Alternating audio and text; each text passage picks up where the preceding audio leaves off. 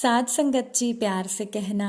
धन निरंकार जी, आशा करती हूँ आप सभी बहुत अच्छे होंगे। आप सभी का बहुत बहुत स्वागत है। एक नई साखी के साथ फिर से हाजिर हूँ मैं। साध संगत जी, कोई भी कार्य हो वो हमारे अंतर्मन से और इस ईश्वर से छिपा हुआ नहीं रहता, और व्यक्ति का अंतर्मन ही उसे सही रास्ता दिखाता है। इसलिए मनुष्य को कोई भी काम करते समय अपने मन को जरूर टटोलना चाहिए। और आज की साखी इसी विषय पर आधारित है। चलिए साखी सुनते हैं। साथ संगत जी, बहुत पुरानी बात है। उन दिनों आज की तरह स्कूल नहीं होते थे। गुरुकुल शिक्षा प्रणाली थी और छात्र गुरुकुल में रहकर ही पढ़ते थे। उन्हीं दिनों की बात है। एक विद्वान पंडित थे जिनका नाम था राधे गुप्त। उनका गुरुकुल बड़ा ही प्रसिद्ध था, जहां दूर दूर से बालक शिक्षा प्राप्त करने के लिए आते थे। साथ संगत जी, पंडित राधे गुप्त की पत्नी का देहांत हो चुका था और उनकी उम्र भी ढलने लगी थी। उनके घर पर विवाह योग्य एक कन्या थी, जिसकी चिंता राधे गुप्त जी को हर समय सताती थी। पंडित राधे गुप्त उसका विवाह एक ऐसे योग्य व्यक्ति से करना चाहते थे जिसके पास संपत्ति भले ही ना हो, पर वो बुद्धिमान हो। एक दिन पंडित राधे गुप्त के मन में विचार आया। उन्होंने सोचा कि क्यों ना वो अपने शिष्यों में से ही एक योग्य वर की तलाश करें। ऐसा विचार करके उन्होंने अपने शिष्यों की परीक्षा लेने की बात सोची। उन्होंने अपने सारे शिष्यों को बुलाया और कहा कि मैं एक परीक्षा आयोजित करना चाहता हूँ। इसका लक्ष्य ये जानना है कि सबसे बुद्धिमान कौन है। मेरी बेटी विवाह की योग्य हो गई है और मुझे उसका विवाह करना है, लेकिन मेरे पास पर्याप्त धन नहीं है। इसीलिए मैं चाहता हूँ कि सभी शिष्य विवाह में लगने वाली सामग्री इकट्ठी करें, भले ही इसके लिए उन्हें चोरी क्यों ना करनी पड़े। लेकिन सभी को एक शर्त का पालन करना होगा, और शर्त यह है कि किसी भी शिष्य को चोरी करते हुए कोई देख ना सके। साथ संगत जी, अगले दिन से सारे शिष्य अपने अपने कामों में जुट गए।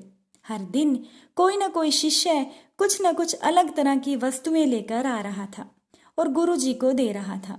राधे गुप्त जी उन वस्तुओं को सुरक्षित जगह पर रखते जा रहे थे, क्योंकि परीक्षा के बाद उन्हें वो सारी वस्तुएं उनके मालिक को वापस करनी थी। साथ संगत जी, परीक्षा से वो ये जानना चाहते थे कि उनका कौन सा शिष्य उनकी बेटी से विवाह करने योग्य है। अब सभी शिष्य अपने अपने दिमाग से काम कर रहे थे, लेकिन उनका एक शिष्य था जिसका नाम था रामा स्वामी, जो गुरुकुल का सबसे होनहार छात्र था। वो चुपचाप एक वृक्ष के नीचे बैठा कुछ सोच रहा था।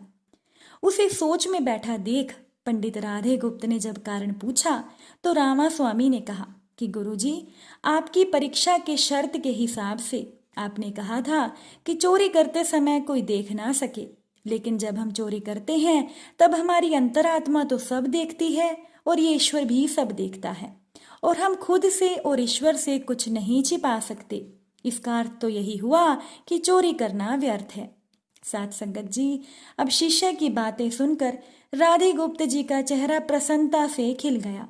उन्होंने उसी समय अपने सारे शिष्यों को इकट्ठा किया और उनसे पूछा कि आप सबने चोरी की, क्या आपको किसी ने देखा?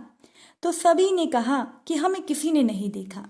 तब राधे गुप्त ने कहा कि सुनिए, क्या आप अपने अंतर्मन से और ईश्वर से इस चोरी को छिपा सकें? इतना सुनते ही सभी शिष्यों ने सिर झुका लिया। साथ संगत जी, सभी शिष्यों को समझ में आ गया कि उन्हें चोरी करते हुए उन्हें खुद के अंतर्मन और ईश्वर ने तो देखा ही है। इस तरह से राधे गुप्त जी को अपनी बेटी के लिए एक योग्य और बुद्धिमान वर मिल गया। उन्होंने रामा स्वामी के साथ अपनी बेटी का विवाह कर दिया और साथ ही साथ बाकी शिष्यों के द्वारा चुराई गई वस्तुएं उनके मालिक को वापस करके बड़ी विनम्रता से उनसे माफी भी मांग ली। साथ संगत जी, इस छोटी सी साखी से हमें बहुत बड़ी सीख मिलती है कि कोई भी काम हमारे अंतर मन से छिपा नहीं रहता, और ईश्वर भी हर जगह मौजूद है। इसीलिए कोई भी काम करते समय हमें अपने अंतर मन को जरूर टटोलना चाहिए, क्योंकि हमारा मन हमेशा सच का साथ देता है। साथ संगत जी, अगर हम ईश्वर को हर जगह हाजिर नाजिर समझें तो हम कितनी ही बुराइयों से बच सकते हैं। एक बार की बात है, एक महात्मा के पास दो आदमी ज्ञान लेने के लिए आए। वो महात्मा बहुत सिद्ध पुरुष थे।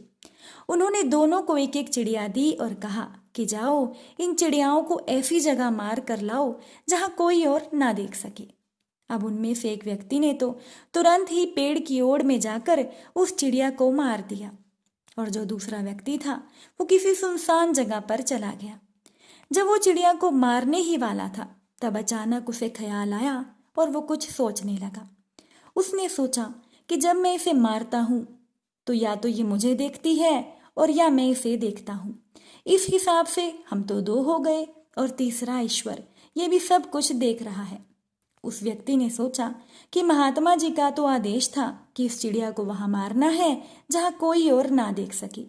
आखिर ये सोच सोचकर उस चिड़िया को वो व्यक्ति महात्मा जी के पास जीवित ही ले आया और बोला, महात्मा जी मुझे तो ऐसी कोई जगह मिली ही नहीं जहां कोई नहीं देखता हो, क्योंकि हमारा मन और ईश्वर हर जगह मौजूद है।